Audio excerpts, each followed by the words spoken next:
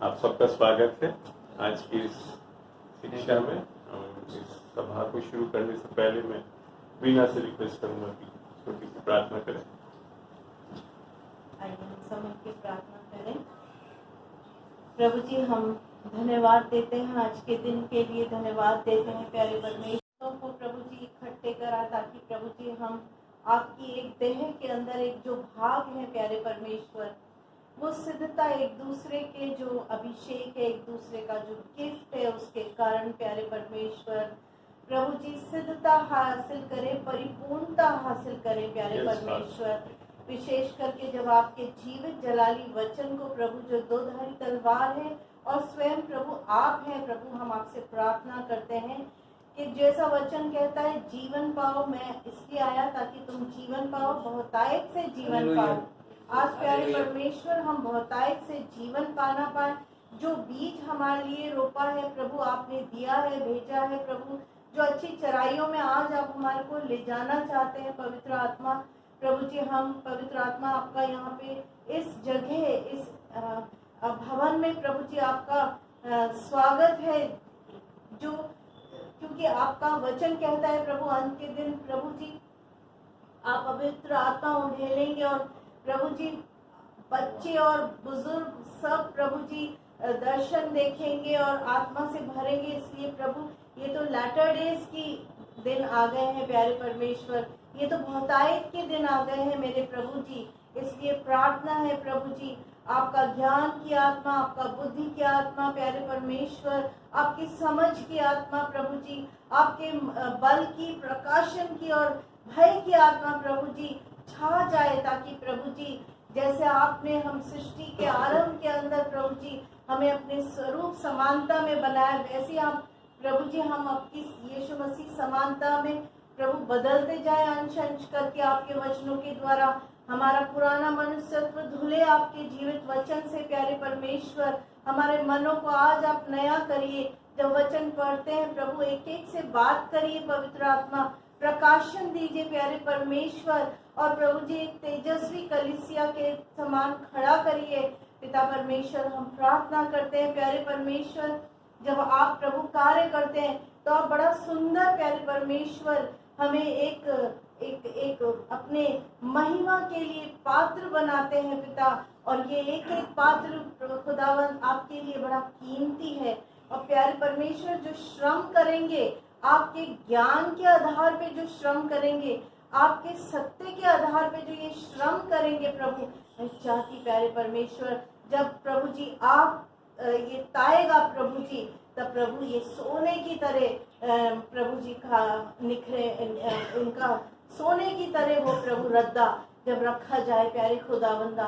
प्रभु प्रार्थना है घास फूस नहीं, परंतु केवल ये बेस करता है प्रभु जी आपके द्वारा जो हमें प्रकाशन मिलता है, आपके द्वारा जो हमें ज्ञान प्राप्त होता है, आपके द्वारा जो कीमती मोती आप हमारे हृदय के अंदर प्रभु जी आपका जीवित वचन जो आप अपने हमारे हृदय में प्यारे परमेश्वर बसाएंगे प्यारे परमेश्वर, उसके द्वारा ही प्यारे परमेश्वर ये आधार होएगा प्रभु जी हमारा, क्योंकि जैसी आप हमें समझ देंगे वैसे ही हम श्रम करेंगे प्रभु। और प्रभु आपका वचन कहता है हमारा श्रम कभी व्यर्थ नहीं जाएगा प्रभु।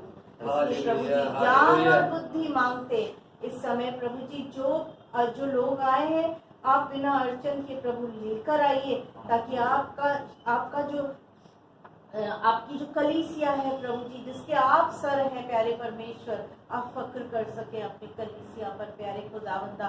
विशेष करके जो भी प्रभु अपने छुटकारे के लिए प्रभु जी अब चंगाई के लिए, परिवार में चंगाई छुटकारे के लिए आए हैं प्रभु, उनकी विनती मुरादें आप पूरा करिए और आत्मिक रीति से प्रभु तृप्त कीजिए प्यारे परमेश्वर, तृप्त कीजिए, ना तो हमारे बल से न शक्ति से, केवल पवित्र आत्मा आपके सामर्थ्य के द्वारा चिन्ह चमत्कार और अद्भुत रीति से प्यारे परमेश्वर प्रकाशमान होने पाए, यीशु के नाम से मांगते हैं, आमीन आमीन आमीन। बड़ा अच्छा लगता है जब बिना दुआ करती वचनों से भरा हो और वचन में सामर्थ्य। परमेश्वर का राज्य वचन पे आधारित, निस्संदेह प्रार्थनाएं आप करें, पास करें, सारी चीज़ें डॉक्टर ने, क्योंकि आप में से कई लोग पहली बार आ रहे हैं हमारे इस मिनिस्ट्री के साथ, आशीषित होंगे निस्संदेह। मैं और बीना बाइबल मिनिस्ट्री के नाम से चलाते हैं। बाइबल का जो फुल फॉर्म है behold Emmanuel brings life eternal, वो है Bible ministry. Behold Emmanuel brings life eternal, उस नाम से प्रभु ने हमें दिया था, उसी से शुरू कर रखा है। हम दोनों से कई we are not under any of the other ministry. Prabhu ने दोनों को अच्छी नौकरी दे रखी है, सब कुछ दे रखा है, तो हम कोशिश यही करते हैं कि अपने ही इन्वेस्ट करके हम लोग करते हैं। That is our purpose. हम लोग बेसिकली अभी पेंडेमिक के बाद तो कम हो गया, पेंडेमिक के पहले हम लोग 1 डे वर्कशॉप्स करते थे। ये जैसे अभी तो आधा दिन का करते हैं, 1 डे वर्कशॉप होता है। इट इज नॉट कि कोई स्पेसिफिक टॉपिक को हम चाहते हैं, हमारा चाहते हैं हम सेशन ऐसा रखें जिसमें आप लोग पूछ सकें, चाहे वो बाइबल की इश्यूज हो, चाहे संसार की कोई इश्यूज हो, मगर कोशिश हमारी पूर्णतः ये रहती है कि उनके उत्तर समाधान वचन से आधारित होना चाहिए। और आप में से कई लोगों ने मेरे, क्योंकि मैंने पेंडेमिक के टाइम में काफ़ी यूट्यूब पे भी डॉक्ट्रिन्स के ऊपर काफ़ी डाल रखा है, आप लोगों ने देखे में, तो काफ़ी लोग तो परिचित हैं, आप लोग कर सकते हैं। और आज जो विशेषकर रखा था हिंदी बाइबल में हमारा क्या था, आज जो वचन दिया था मैंने, बता सकता हूँ? गलतियों 5 का आत्मा के द्वारा जीवित है। वर्ष बताओ, 23 से 25, गलतियों 5 का 25 जी। हाँ बोल दे वचन। यदि हम आत्मा के द्वारा जीवित हैं जी, तो हम उसके द्वारा आत्मा के द्वारा चले। बहुत बढ़िया। तो ये आगे आ जाओ, कोई पीछे बैठने में दिक्कत हो तो आगे आ जाओ, आगे आ जाओ, जल्दी आ जाओ। यहाँ खिंचाई ज्यादा नहीं होगी। पीछे वालों की ज्यादा करता हूँ मैं आगे आया तो नहीं हाँ, इसके लिए मैं कह रहा हूँ आगे, क्योंकि और लोग आएंगे तो सेटल हो जाएंगे, 1-2 जन आगे आ जाएंगे। हाँ प्लीज आ जाओ, अच्छा रहेगा। इधर से आना भैया, ओके। वो है आपको कैमरा बनना है, इधर से बैठ।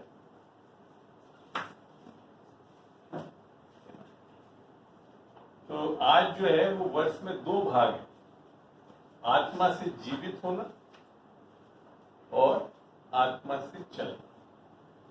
तो ये 2 चीज है। एक तो पहली चीज मैं बता दूं, आप में से कई लोग बिल्कुल नए भी हो सकते हैं, मैं तो मेरी इच्छा है कि आप लोग अगर ये वर्सेस जो मैं बता रहा हूँ आयतों को लिखेंगे और उसको जाकर फिर और अध्ययन करें उस चैप्टर्स। बाइबल में भी प्रेरितों में लिखा था कि वो सुनते थे और घर जाकर ढूंढते थे। ऐसे मत सोच लेना कि अंकल ने बता दिया तो सब सही हो गया। ढूंढना, पढ़ना, खुद भी पढ़ना, उस सत्य को जानना, और सत्य को जानोगे तो सत्य आजाद करता है, जैसा यूहन्ना 8:32 में। वहां एक ऐसा नहीं लिख रखा है कि सत्य को पढ़ोगे तो आजाद हो जाओगे। आधे से ज्यादा हम लोग बाइबल को पढ़ के आजाद होना चाहते हैं। वचन को जानना एक अलग चीज है, पढ़ना एक अलग। पढ़ना तो बहुत जरूरी है, पढ़ना पड़ेगा, पर जानना है उसका एक तरह से अध्ययन करना, उसकी गहराई से उसके अर्थ को समझना। दूसरे एक सिद्धांत को समझ जाइए बाइबल में। बाइबल अगर पुराने नियम से चले तो प्रोग्रेसिव रेवलेशन है, अर्थात दिन प्रतिदिन उसमें आप नई चीजें, नया प्रकाशन पाते हैं। ओल्ड टेस्टामेंट में इतना प्रकाशन नहीं, क्योंकि कई चीज शैडो एंड टाइप बोलते हैं, अर्थात वो एक प्रतिबिंब की तरह है। मगर नए नियम में आकर यहाँ तक यीशु मसीह ने भी बोल दिया कि अब मैं आप लोगों के साथ किससे बातें नहीं करूंगा। पैराबल्स को क्या बोलते हैं? दृष्टांतों से बातें नहीं करूंगा। अब मैं सीधा बात करूंगा। वो कब हुआ? जब हम आराम से पीछे लिटा दीजिए, आराम से प्लीज। आपको बैठना चाहे बैठ नहीं सकता, आराम जैसे आप आराम से भी कंफर्टेबल। आपको किसी को वैसे बैठने की दिक्कत है तो क्वेश्चन बैठ लो। नहीं, बुजुर्ग ने मेरे को बोला था बैठने में, लंबा बैठने में दिक्कत है। एनीवे,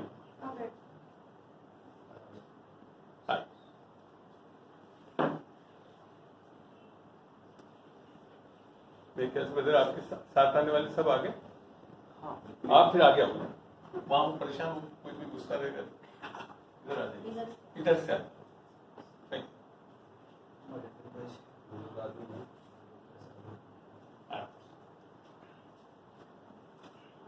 तो वचन को जब भी हम पढ़ते हैं कंटेक्स्ट में पढ़ना चाहिए, संदर्भ में पढ़ना चाहिए, आउट ऑफ कंटेक्स्ट नहीं पढ़ना चाहिए, नहीं तो बहुत दिक्कत है। यही हो रहा है बॉडी ऑफ क्राइस्ट तो कलीसियाओं में हम दोनों चीजों को मिला मिलू कर पढ़ने लगते हैं। पुराने नियम का कुछ ले लेते हैं, नया नियम का कुछ ले लेते हैं, तो पढ़ते हैं। फिर जैसे आपको एक उदाहरण बताऊं, तो अमूमन जो प्रभु की प्रार्थना जो बोलते हैं लॉर्ड्स प्रेयर बोलते हैं, बल्कि मैं वैसे उसको डिसाइपल्स प्रेयर बोलता हूँ, क्योंकि परमेश्वर यीशु मसीह ने अपने चेलों को सिखाया। वो है मत्ती 6 में। तो वहां यूं लिख रखा है कि जब हम लोगों के गुनाह माफ करेंगे तो परमेश्वर हमारे गुनाह को माफ। वहां पे भी नहीं लिख रखा, और भी जगह लिख रखा है। मरकुस में जब प्रार्थना के विषय में लिख रखा है, जब तुम माफ करोगे तब प्रार्थना करोगे तो प्रार्थना सुनी जाएगी। बिल्कुल सही था। उस समय जब यीशु मसीह अभी मरा नहीं था और जी नहीं उठा था, इसके लिए नई वाचा नहीं शुरू हुई। लोगों के कंफ्यूजन क्या है कि मत्ती 1 से नई वाचा शुरू हो जाता है। एक्चुअली में ऐसा नहीं है। नई वाचा यीशु मसीह के मरने और जी उठने से शुरू हुई, जो अनुग्रह की वाचा होती। ठीक है, ये फर्क। तो उसके लिए कई बार कंफ्यूजन रहते हैं। और वहां जब यीशु मसीह बता रहा था अपने चेलों को, तब भी वो व्यवस्था के अधीन ही चल रहा था। तो वो व्यवस्था के अधीन ये था। ठीक है,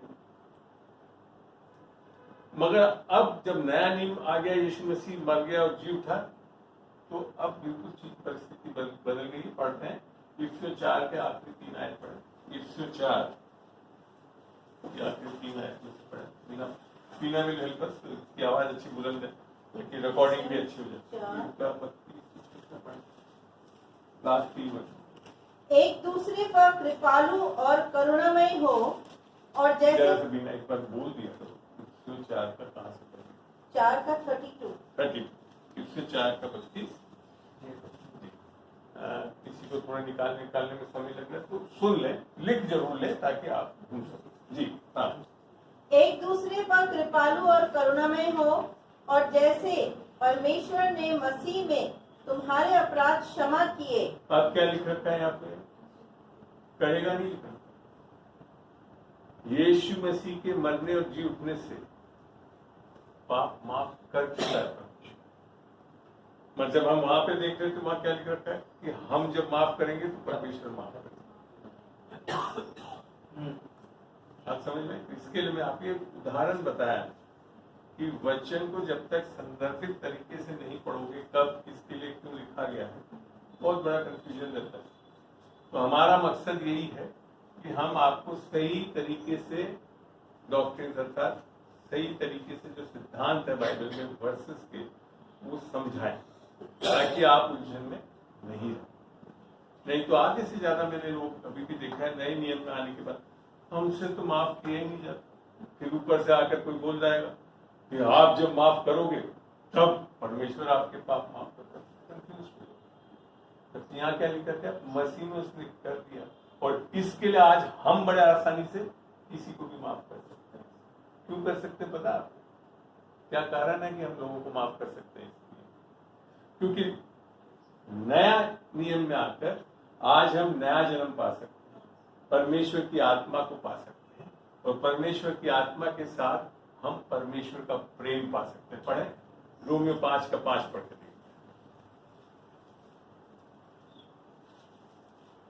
रोमन्स 5:5। और आशा से लज्जा नहीं होती, क्योंकि पवित्र आत्मा जो हमें दिया गया है। ये नए नियम में आकर ही संभव हुआ, देने का, अंदर देने का। पुराने नियम में पवित्र आत्मा लोगों के ऊपर आती, अंदर नहीं आती। दिया गया है, हाँ, उसके द्वारा परमेश्वर का प्रेम हमारे मन में डाला गया है। हिंदी में मन लिखा है, इंग्लिश में हार्ट लिखा हो, हार्ट में दिल दिल में है। ट्रांसलेशन की कभी कभी इश्यूज होते हैं, हृदय में डाल, क्योंकि पवित्र आत्मा जो है वो आपकी आत्मा में आता है, खाली मन में नहीं आता। ध्यान रखो, उद्धार जो है आपका, जो उद्धार के बारे में भी आज डिस्कस करें। तो जब ये प्रेम आपके हृदय में आता है, तब आप बड़े आसानी से लोगों को प्रेम कर सकते हैं, लोगों को माफ कर सकते हैं, क्योंकि यीशु मसीह क्या प्रेम, तभी तो उसने कहा मैंने जगत से ऐसा प्रेम किया। परमेश्वर ने बोला मैं जगत से ऐसा प्रेम किया कि मैंने अपना इकलौता बेटा दे दिया कि जो कोई उस पर विश्वास करे वो नाश ना हो परंतु। परमेश्वर आज आप सबसे प्रेम करता, कितने भी बुरे हुआ और बिना कारण प्रेम करता। ये फायदा यीशु मसीह के प्रेम का, परमेश्वर से बिना कारण प्रेम करता है, और ये प्रेम खाली परमेश्वर का प्रेम। तो वो प्रेम आपके हृदय में जब डलता है, तब जाकर आप बड़े आसानी से किसी को माफ कर सकते। अन्यथा अगर आपने उद्धार नहीं पाया, परमेश्वर का प्रेम आपके हृदय में नहीं है, आप कोशिश करके देखेंगे एक दो जन को या अपने निकट संबंधियों को कर देंगे, तो बल्कि व्यवस्था में तो अलाउ भी कर रखा था। उसमें ये नहीं बोला था कि सबसे प्रेम कर, अपने पड़ोसियों से प्रेम करना, दुश्मनों से बिल्कुल नाराज रह सकते थे, क्रोध निकाल सकते थे। नए नियम में आकर उस प्रेम को बदल दिया यीशु मसीह ने, जब मत्ती 5 में बोला। अब बोलता है खाली प्रेम ही नहीं करना, शत्रुओं को से आप प्रेम करो, फिर लिखा उनके लिए प्रार्थना करो। वहां पे भी समाप्त नहीं करता, कहता उनको आशीष। तो ये चीजों को संदर्भित पढ़ना चाहिए। अभी हम लोग कलीसियाओं में अभी तक 10 नियमों को लेकर बैठे हुए, मगर जब परमेश्वर को देखेंगे मत्ती 5 में आकर यीशु मसीह ने उस 10 नियमों को इतना कठोर कर दिया है, पुराना वाला तो वैसे ही नहीं कर पाते थे। नए नियम के में आकर 10 नियमों को इतना कठोर, इतना ऊंचा बना दिया कि आपको फिर और कुछ नहीं बचता है यीशु मसीह के अनुग्रह के पास आना। उदाहरण के तौर पे पुराने नियम में जब व्यक्ति खुद किसी को मारता था तब मर्डर होता था। अब आकर बोला कि अगर आपने अपने भाई को गाली भी दे दी तो मर्डर हो गया। पुराने नियम में व्यभिचार जब महिला और पुरुष इन पर्सन होते थे तब व्यभिचार।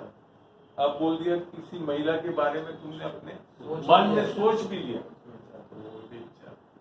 तो आप समझ रहे। तो हम लोग इसके लिए इतना कंफ्यूजन है कलीसियाओं में, पर हम अभी तक उस चीज को ज्यादा महत्व दे रहे हैं जो एक तरह से बदल दी है और ऊंची कर दी है और जानते भी नहीं।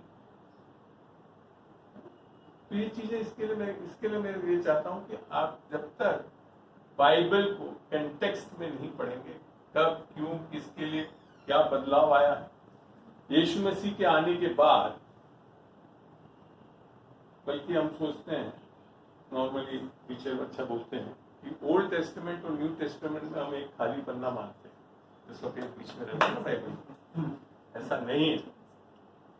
ओल्ड टेस्टामेंट और न्यू टेस्टामेंट में पूर्ण रूप से बिल्कुल जमीन आसमान का फर्क है। एक और उदाहरण देखते हैं। आपको तो ध्यान है, पहला राजा 1:12 पढ़े। पहला राजा 1:12 पढ़े। मोबाइल फोन्स को ऐसे साइलेंट मोड पे डाल देता है।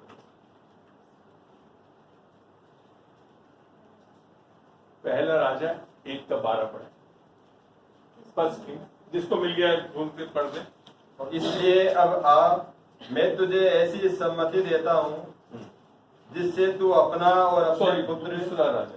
दूसरा राजा 1:12।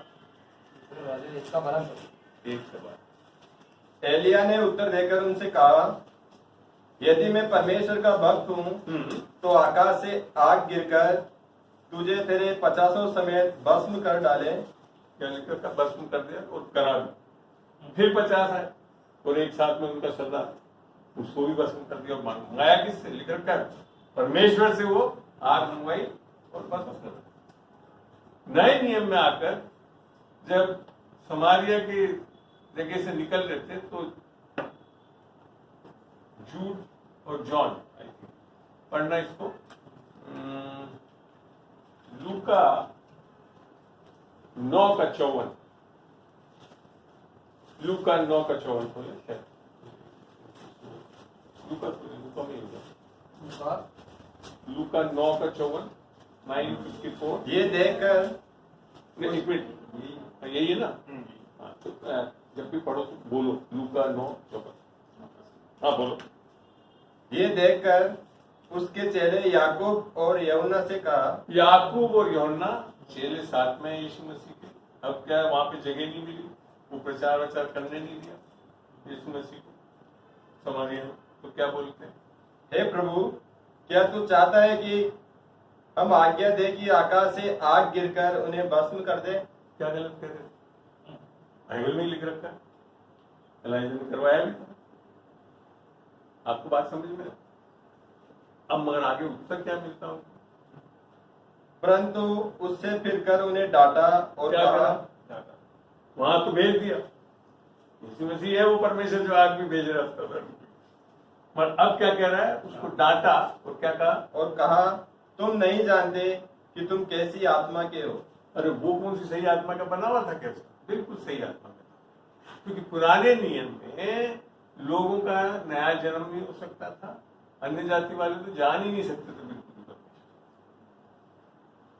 पूरा पढ़ देना अक्षर पूरा नहीं पढ़ना क्योंकि मनुष्य का पुत्र लोगों के प्राणों का नाश करने नहीं वरन बचाने के लिए आया है। अब देख रहे पुराने नियम का परमेश्वर तो आग भेज रहे 51 एक बार मार दिए फिर 51 एक बार मार दिए तीसरा वाला समझदार आकर के भैया मैं तो नहीं आया वो राजा भेजता है इसके लिए मैं आ गया हूँ मुझे माफ कर देना छोड़ दिया उसको तो ये चीज हमको समझना है कि संदर्भ क्या है किसी आयत को पढ़ रहे हैं तो उसका संदर्भ किस कंटेक्स्ट में है अब आप इसको ले आकर पुराने नियम में जोड़ दोगे तो आग ही मंगवाते रहोगे और आपका कोई आग नहीं आएगा ऊपर बल्कि डट्टू आएगी एक जोरदार से कोई भरोसा नहीं आग कहीं वैसे तो करेगा नहीं यीशु मसीह इतना अच्छा है नहीं तो हम सब भी भस्म हो जाएंगे बहुत फर्क पड़ जाता है नए नियम में पुराने नियम में आकर जब पढ़ के देखते हैं तो इसके लिए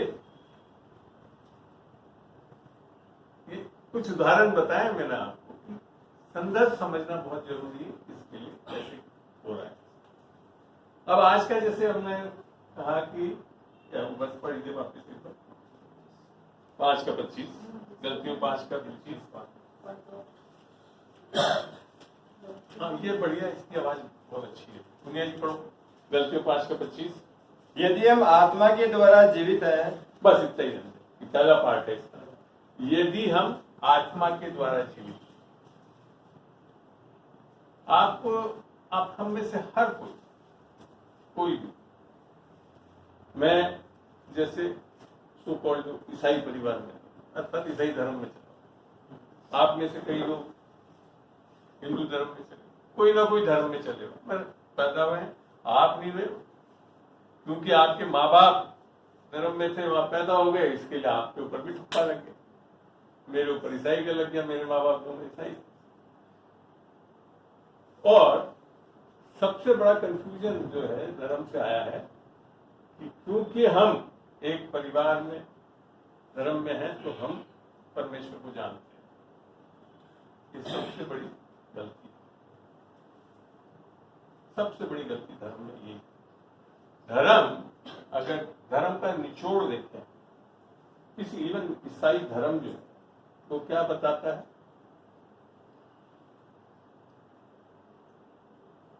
कोई भी धर्म आपको यही बताएगा ये तो हम सब जानते हैं कोई भी धर्म वाला मान लेगा बहुत जल्दी से कि पाप तो करते हैं गलतियां तो करते हैं पाप तो करें तो क्या कहता है पाप को तो छोड़ो आप है ना पाप को तो छोड़ो अच्छे काम करो फिर बोलेगा विश्वास लाओ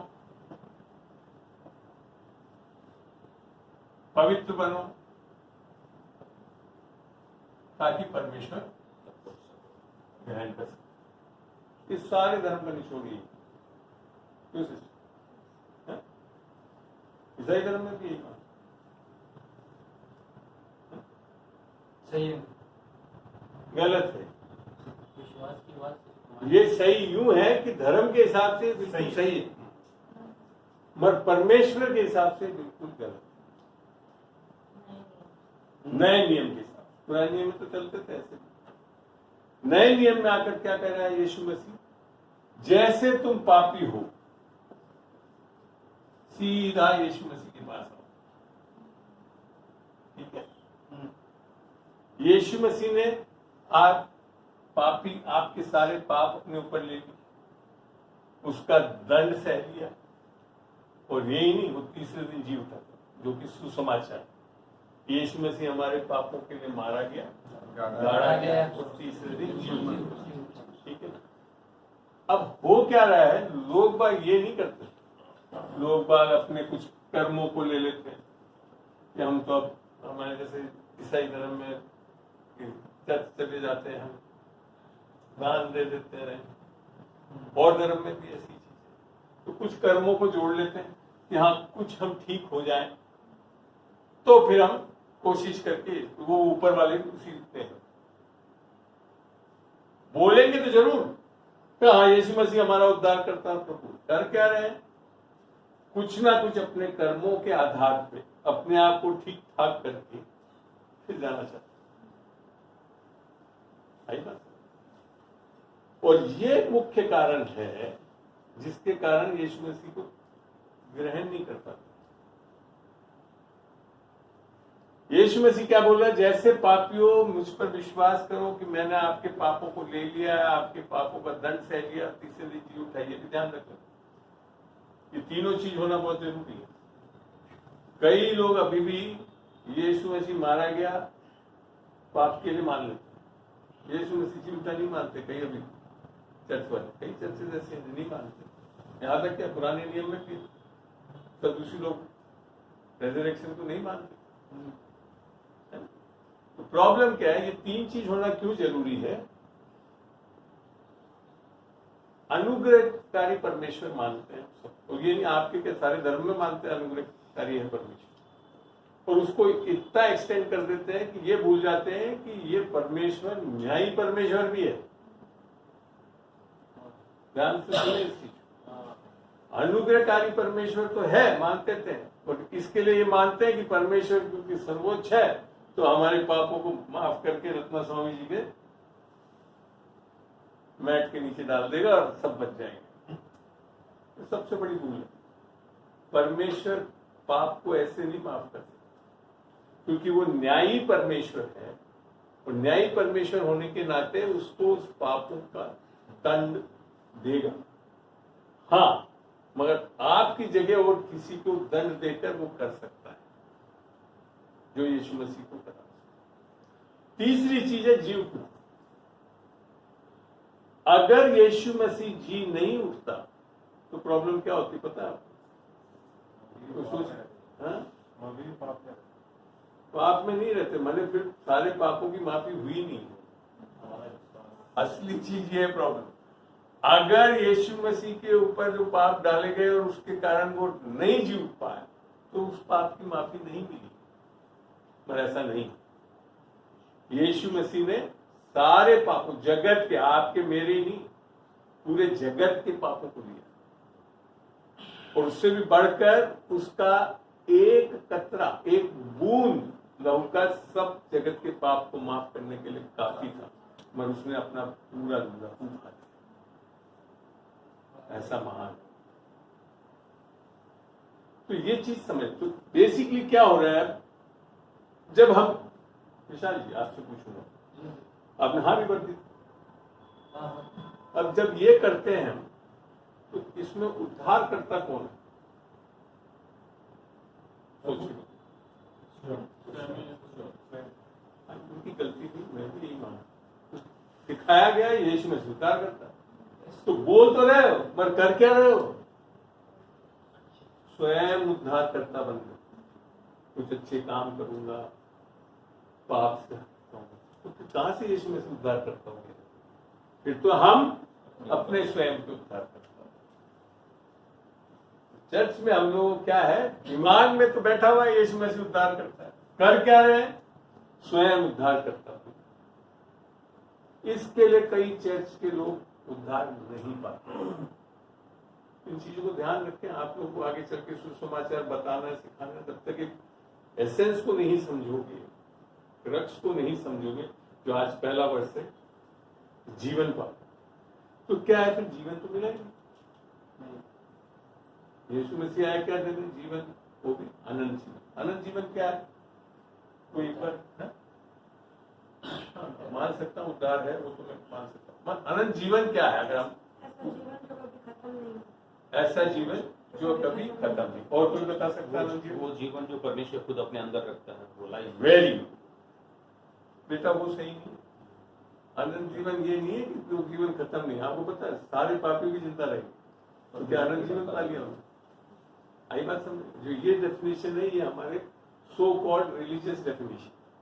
क्या अनंत जीवन क्या है? हमेशा का जीवन, हमेशा का, सारी आत्माएं हमेशा जीवित रहे, चाहे वो विश्वासी हो या अगली बात। तो अनंत जीवन नहीं, अनंत जीवन का सही डेफिनेशन बाइबल में देखना चाहिए। खोलते हैं यूहन्ना 17 का 1 से 3 पढ़ के देखते। ठीक है, आप मैं जो बताना चाह रहा था, जो एक रिस्पॉन्स हमारे अंदर से जो आ रहा है, हमने क्या सीखा है, और इसके लिए मैं सवाल पूछता हूं बार बार, और कई बार पूछना पड़ता है, क्योंकि जब तक आपकी सोच या समझ क्या है, और क्या वो वचन आधारित है या लोगों के कहने पे आधारित है, उससे बहुत फर्क पड़ता है।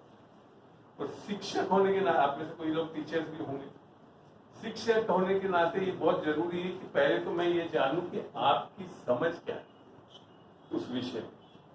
अगर सही है then I can proceed further, नहीं तो पहले आपकी समझ को ठीक करना पड़ेगा, तब जाकर जो सत्य दूंगा तब लोगे। इसको पॉलुस भी बोलता है, बीवेयर ऑफ फिलोसफीज। ये सारी चीजें जो आप बोल रहे हो, ये फिलोसफीज है, लोगों ने बता दी। और वो क्या होता है, फिर आपको जब मैं कोई सत्य भी बताऊंगा तो एक छन्नी की तरह है, उसमें से वो सत्य तो जाएगा ही नहीं। आपके तो दिमाग में वही बैठा हुआ है कि अनंत जीवन क्या है, कि हमेशा की जीवन। चलिए पढ़ते हैं यूहन्ना 17 1 से 3। यीशु ने ये बातें कही और अपनी आंखें आकाश की ओर उठाकर कहा, हे पिता, वह घड़ी आ पहुंची, अपने पुत्र की महिमा कर, कि पुत्र भी तेरी महिमा करे, क्योंकि तूने उसको सब प्राणियों पर अधिकार दिया जी, कि जिन्हें तूने उसको दिया उन सबको वह अनंत जीवन दे। प्राणियों, इंग्लिश में बाइबल में क्या लिखा है? 17 John 17, हाँ जो As you have given him authority over all flesh. All flash. प्राणी तो सभी आगे, जैसे जानवरों के लिए नहीं रखा होता, पता नहीं। उद्धार खाली मनुष्य के लिए, क्योंकि आत्मा है। जानवरों में आत्मा नहीं होती, प्राण होती, पता? ध्यान रखिए। इसके लिए परमेश्वर ने उनको मार के खाने के लिए भी रोक नहीं समझ। मनुष्य ही है जो कि आत्मा में, अर्थात परमेश्वर की समानता में, जो जेनेसिस में 1:26 से लेट अस मेक मैन, चलो हम मनुष्य को बनाए अपनी समानता और आत्मिक। सबसे पहली चीज समझना बहुत जरूरी है उद्धार के लिए, या अनंत जीवन जो भी आ रहा है, कि हम, पहली बात तो आत्मा है, we are a spirit possessing a soul. हमारे पास एक प्राण है और हम शरीर में रहते हैं। वी आर अ स्पिरिट, हम आत्मा है, और हमारे पास प्राण है और हम शरीर में रहते हैं। ठीक है ना, तीन चीज के हम बने हुए। आपको ये भी जानना चाहिए कि कैसे पता पड़ता है। लोगों को, कईयों को कंफ्यूजन है, आत्मा और प्राण को एक मान लेते हैं, धर्म में चलने वाले हमारे क्रिश्चियन लोग भी बहुत लोग मान लेते हैं, क्योंकि संसार यही मानता है, और इसके लिए बहुत बड़ा कंफ्यूजन, इसके समझ में ही नहीं आता हमें। तो आत्मा और प्राण और शरीर, ठीक है ना। आत्मा जो स्वरूप बनाया था परमेश्वर आत्मा है, यूहन्ना 4:24 बताता है। यस ठीक है। दूसरा ग्रंथियों 3:16-17 में लिखा था प्रभु तो आत्मा है, पवित्र आत्मा है। तो मनुष्य भी, मैं रत्ना स्वामी जो हूं, ये शरीर नहीं, ये प्राण नहीं, मैं आत्मा, आई एम स्पिरिट भी। तो ये जब तक नहीं पता होगा तो आप खाली प्राण और शरीर के लिए जुटे रहो। तो करते हैं यीशु मसीह के पास आधे से ज्यादा लोग क्यों आते हैं? इन दो चीज, प्राण और शरीर।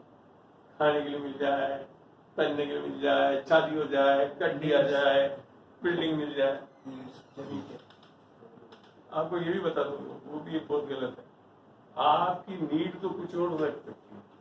आप आते हो परमेश्वर के पास वांट्स के लिए, वांट्स के लिए। पीछे चले जाएंगे थोड़ा। ये तो बिना हाथ पीछे बैठ जाओ, यहाँ आ जाइए। बिल्कुल नहीं आ जाइए। आप वास्तव में आपकी जो चीजें हैं वो नीड्स नहीं है, wants.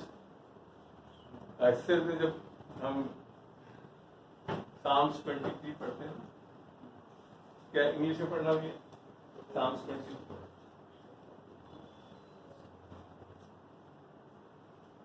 When Lord is my shepherd, I shall not want.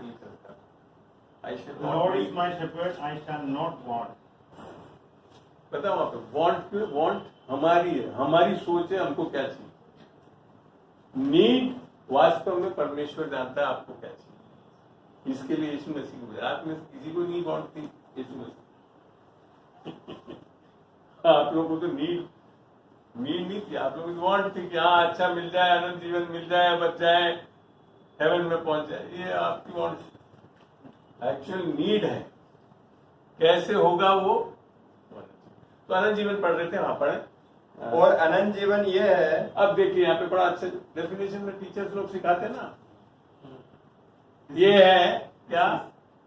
कि वे तुझ अद्वैत सच्चे परमेश्वर को, तुझ अद्वैत सच्चे परमेश्वर को, माने झूठे परमेश्वर भी है। झूठे परमेश्वर नहीं है बाइबल के हिसाब से, बताता हूँ। आज अद्वैत सच्चे परमेश्वर को और यीशु मसीह को जिसे तूने भेजा है जाने। और यीशु मसीह को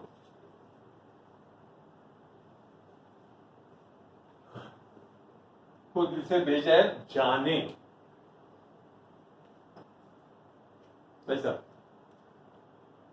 ये कोई चीज बताओ, मिशन कंपाउंड में कौन नहीं जानता है? है कोई ऐसा? पूछ लो जरा।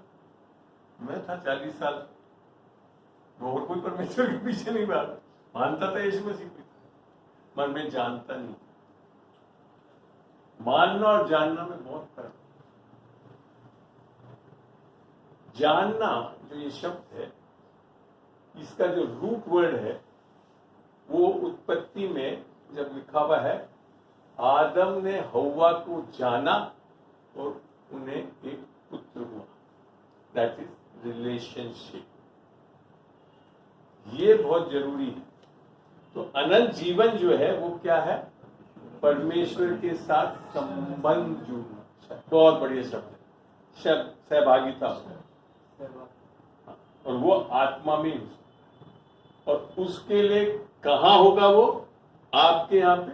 जब आपके आत्मा में परमेश्वर की आत्मा या यीशु की आत्मा या पवित्र आत्मा, तीनों एक ही है। दे आर 1 + 1 + 3 नहीं है, 1 + 1 + 1 ही है, अर्थात परमेश्वर। परमेश्वर त्रिएक है, मत एक है। तो ये चीज समझ, और ये चीज आपको तभी समझ में आएगी जब इंग्लिश बाइबल को किंग जेम्स में, किंग जेम्स में पढ़ना। पहला यूहन्ना 5:7, जो कि आपकी हिंदी बाइबल में नहीं मिलेगा, पहले ही बता दो, मत कष्ट करो। इंग्लिश की बाइबल को सुन लो। हाँ, किंग जेम्स में, NIV में भी नहीं मिलेगा। किंग जेम्स वर्जन पढ़, NIV में सब उसमें मिलेगा। 1 John verse 1:7. 5:7, 1 John verse chapter 5, 7. Gospel of John नहीं पढ़ना, हाँ. verse 3, 1 John 5:7. For there are 3 that bear witness in heaven, क्या लिखा है? The three that bear witness in एक मिनट जी पढ़े। For there are three that bear witness in heaven, हाँ, the Father, Father, the Word, the Word and the Holy Spirit, and the Holy Spirit. and these three are one. And these, माने plural, three are one. Okay? Father, Word is Jesus Christ. जैसा कि योना एक सुसमाचार में लिखा, आदि में वचन था, वचन परमेश्वर के साथ था, वचन देदारी हुआ, तो वो हो गया।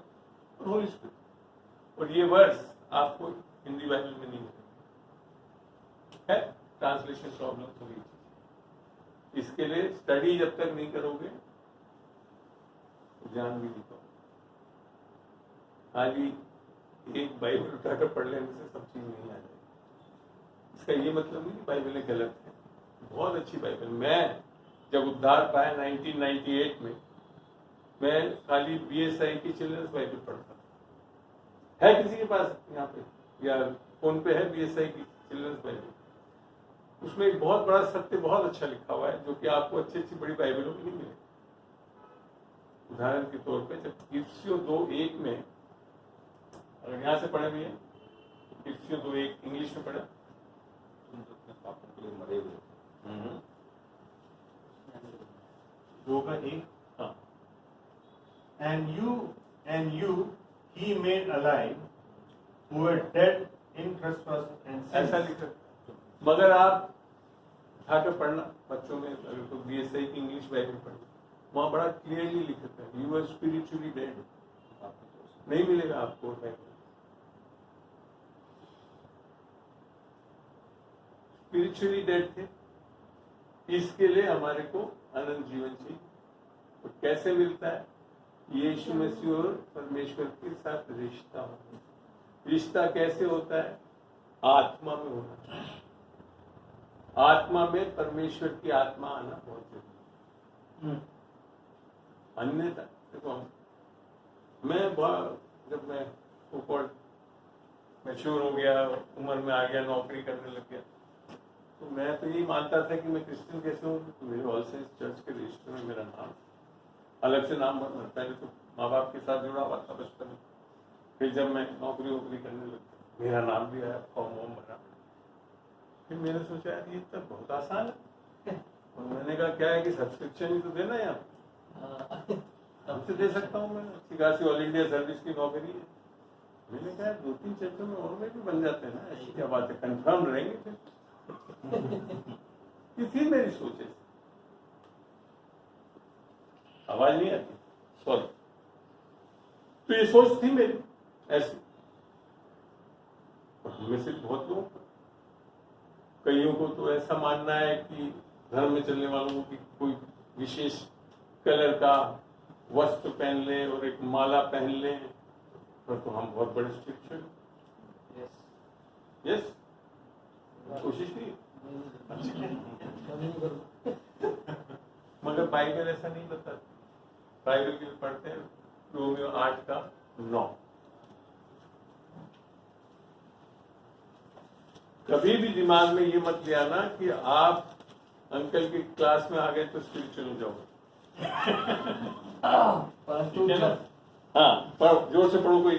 परंतु जबकि परमेश्वर का आत्मा तुम में क्या बसता लिखा है? है, परंतु जबकि माने है नहीं, एक समय आता है जबकि परमेश्वर का आत्मा तुम में बसता है, तुम में बसता है, नहीं आता है, बसता है। हाँ, तो तुम शारीरिक दशा में नहीं हाँ, परंतु आत्मिक दशा में हो। क्या हो जाते हैं? अभी प्रॉब्लम क्या थी? हम किस शारीरिक दशा क्या है? जब आप खाली प्राण और शरीर से चलते। बाइबल में शारीरिक दशा क्या है? प्राण और शरीर से चलते, आत्मा से नहीं चल पा रहे। आत्मा तो है, मन मरी हुई है। मरी हुई क्यों है? क्योंकि परमेश्वर की आत्मा नहीं। आत्मा मर नहीं सकती, बेसिकली जो डेथ बोलते हैं ना, फिजिकल डेथ, वो नहीं हो सकता। आत्मा एक बार क्रिएट हो गई, हमेशा के लिए रहेगी। मगर आत्मा कब जीवित रहती है? जब परमेश्वर की आत्मा इसके साथ वास करे। अब आपको समझ में नहीं आता, क्योंकि कईयों ने टीवी देखते हैं, किताबें पढ़ते हैं, कई धर्म में बता भी दिया सब में परमेश्वर होता है, कण कण में भगवान। तो आप में तो हो ही गया। ये सबसे बड़ी भ्रम। और विशेषकर मैं जैसे अगर हूं ईसाई था, 100% है साहब मेरे में तो यीशु मसीह। हम तो यीशु मसीह के बाद अलावा और किसी परमेश्वर के पास जाते नहीं। यहाँ बड़ा स्पष्ट लिखा है, पूरा पढ़ लेते हैं, वापिस पढ़ना भी है। परंतु जबकि परमेश्वर का आत्मा तुम में बसता है तो तुम शारीरिक दशा में नहीं परंतु आत्मिक दशा में हो। तब आत्मिक होते हैं। आत्मा खाली चर्च में बैठने से, किसी परिवार में जन्म लेने से नहीं होता। कोई विशेष ड्रेस पहन लेने से, बाइबल बगल में दबा लेने से, क्रूस गले में टांग लेने से आत्मिक नहीं हो सकता। क्योंकि कोई भी भौतिक चीज से आत्मिक नहीं बन सकता। आत्मा जा सकती है, रुमालों के साथ सब जा सकती है, मगर आत्मिक नहीं हो सकता। अगली बात सर, आप तो कहीं पे भी बीच में कोई शंका हो रही है, कुछ पूछना तो हाथ उठा लें, आराम से पूछे, रोके में। ये शिक्षा का है, सरमन नहीं है कि पास्टर साहब को या प्रीचर को रोक दोगे तो पता नहीं क्या हो जाएगा। हाँ अंकल, आपने बोला कि आत्मा जीवित नहीं है अगर परमेश्वर का आत्मा नहीं है, तो डेड। तो मैंने डेड समझा भी दिया। वो ये नहीं है मतलब कि डिसफंक्शनल हो गया, निष्क्रिय। अभी बल्कि एक और प्रॉब्लम होता है। डेड भी क्या है? परमेश्वर की आत्मा तो नहीं है, एक दूसरी आत्मा आकर आपके साथ बैठी हुई है, वो पता ही नहीं है लोगों को। संसार की आत्मा। बिल्कुल यही जानना चाह रहे थे, संसार की आत्मा अर्थात शैतानी शक्ति है। जिस दिन कैसे हुआ ये, आप ऐसी स्थिति में कैसे बने, कोई बता सकता है? में पैदा हो गए, आदम का स्वभाव हमारे अंदर। धर्म में रहते हुए हम लोग क्या सिखाया जाता है? क्योंकि हम पापों को कर रहे हैं, इसके लिए हम पापी हैं। कितने लोग हाथ उठाना चाहिए? आप समझदार हो गए। पापों को करने से हम पापी नहीं है, बाइबल के साथ धर्म सिखा रहा है।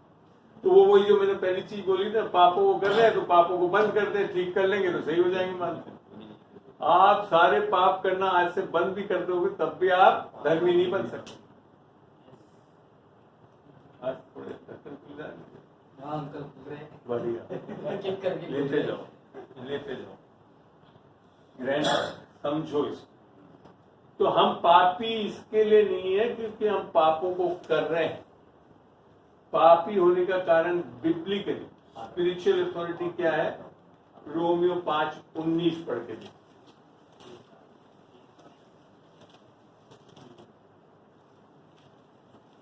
क्योंकि जैसा एक मनुष्य के आज्ञा न मानने से बहुत लोग पापी ठहरे। कौन बोल रहे हैं ये?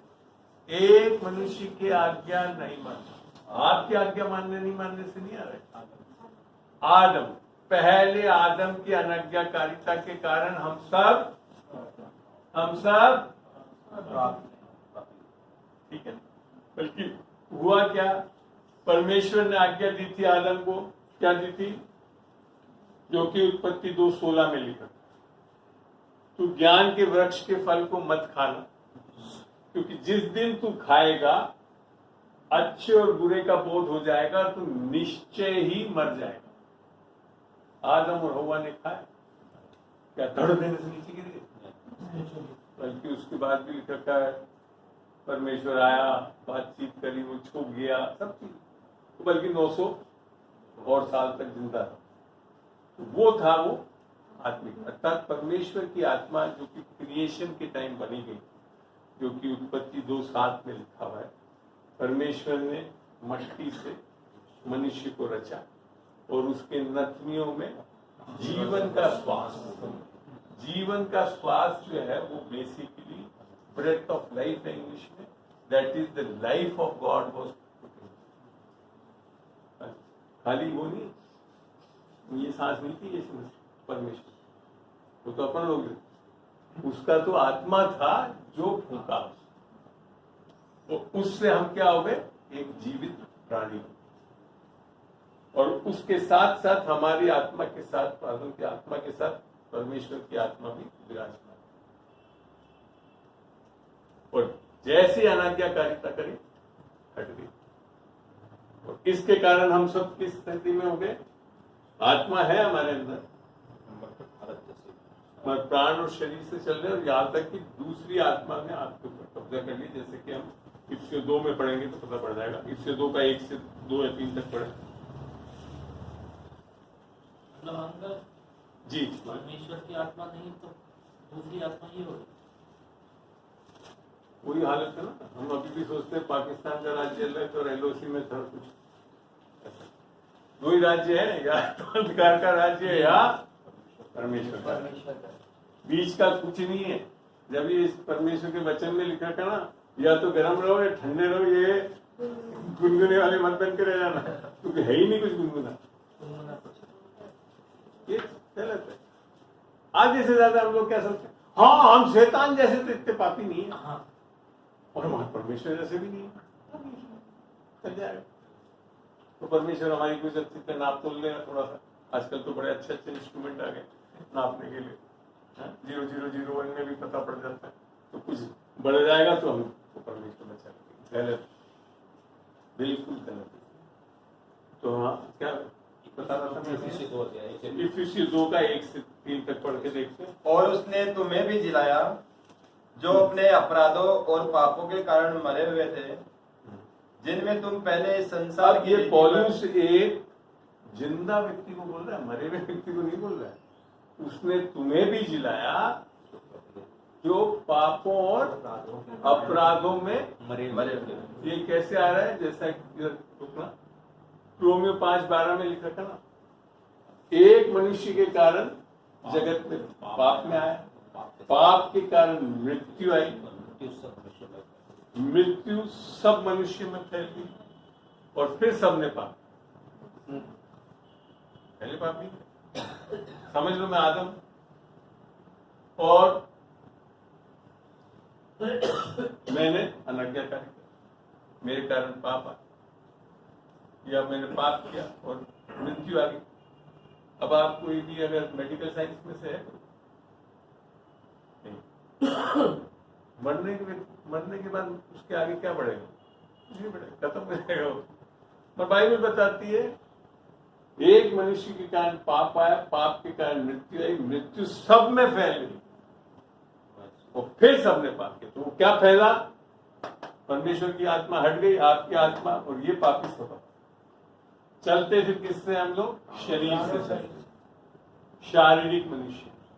और इस अवस्था में रहते हुए आप बाइबल की सब चीजें कर सकते हो, बहुत अच्छा गाना गा सकते हो, क्वायर में सबसे अव्वल रह सकते हो, बाइबल क्लास अटेंड कर सकते हो, चर्च जा सकते हो, दही की दे सकते हो, सब दे सकते हो। मानने के लिए तैयार नहीं हो, हाँ? नहीं हो, पढ़ के देखते हैं बाइबल से। कुछ लोग बड़े सो रहे हैं।